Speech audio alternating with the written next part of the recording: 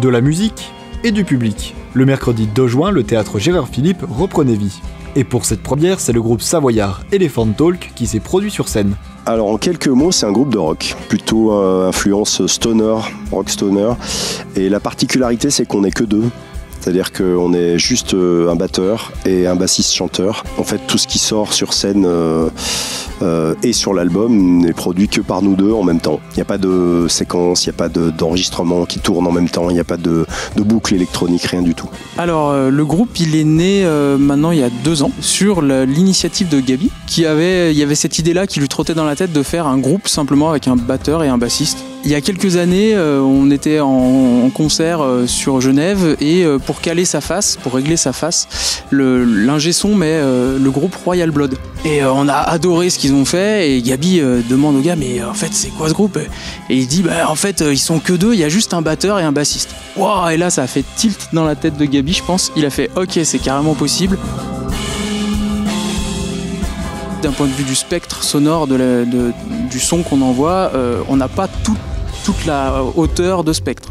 Donc il nous manquait un peu des informations et des fréquences pour avoir vraiment de l'épaisseur de son telle qu'on l'imaginait à la base. Et en fait il y a la rencontre d'un luthier qui s'appelle Huchard qui fabrique des guitares et des basses et il a fabriqué une basse 8 cordes à Gabi, donc où il y a et des cordes de basse et des cordes de guitare. Un concert proposé également en direct sur Twitch et Facebook. On a continué à travailler en studio, on a fait notre album, voilà, on a sorti un album et un vinyle, magnifique, voilà. Et en fait, on avait envie de défendre ça sur scène, mais de le défendre vraiment d'une belle manière. Et aussi, on a fait 2 clips qui nous ont permis de travailler un visuel, une esthétique visuelle et qu'on voulait retranscrire un peu sur scène. Et donc du coup c'est pour ça qu'on a des écrans qui projettent des choses pendant le spectacle. Donc on est venu là en résidence pour mettre au point ce spectacle, ce show.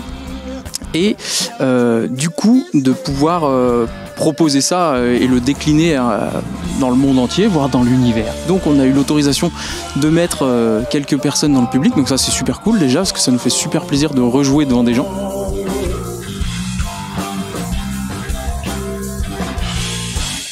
Et quels sont les projets à venir? Dès la rentrée, on va se remettre à composer, c'est sûr, parce qu'on peut pas s'en empêcher. Donc bien sûr qu'il y aura un autre album, enfin on va essayer. Mais disons que les nouveautés, je dirais que c'est vraiment essayer de recommencer à faire des concerts. On a enregistré une reprise, mais que pour l'instant on n'a pas le droit de la sortir parce qu'on a toujours un ayant droit qui n'a pas donné son autorisation. C'est compliqué quand on fait une reprise et qu'on veut la sortir commercialement. Donc si jamais un jour on a cette autorisation, on aura un petit morceau inédit avant un prochain album.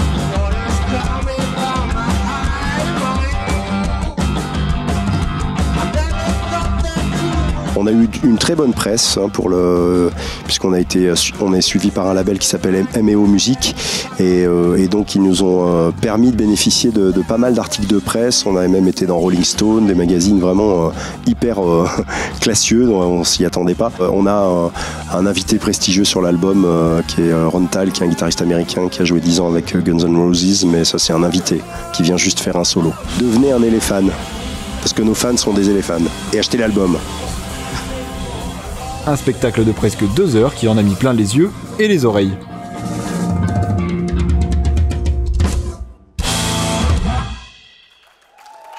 Merci.